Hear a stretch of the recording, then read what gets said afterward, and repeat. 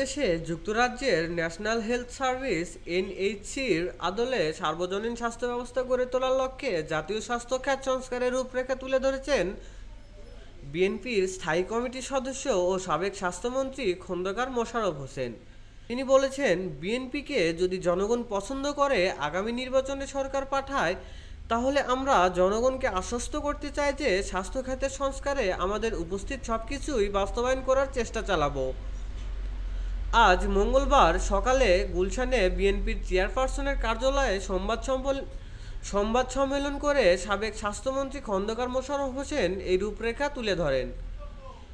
খন্দকার মোশাররফ হোসেন বলেন, সার্বজনীন স্বাস্থ্য সুরক্ষা ইউনিভার্সাল হেলথ কভারেজ এর আলোকে বিএনপির রাষ্ট্র কাঠামো মেরামতের ৩১ দফা রূপরেখায় ২৬তম ধারায় স্বাস্থ্য খাত সংস্কারের প্রস্তাব করা হয়েছে।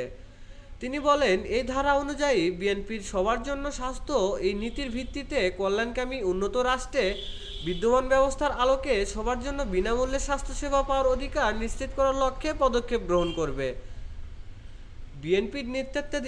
বিএনপির নেতৃত্বাধীন ৪ দলীয় জোট সরকারের স্বাস্থ্যমন্ত্রী খন্দকার মোশাররফ বলেন, যুক্তরাজ্যের ন্যাশনাল হেলথ সার্ভিস বা এ জাতীয় সার্বজনীন স্বাস্থ্যসেবা ইউনিভার্সাল হেলথ কভারেজের আলোকে সবার জন্য সর্বোচ্চ স্বাস্থ্যসেবা প্রাপ্তির প্রয়োজনীয় সব পদক্ষেপ গ্রহণ করা হবে।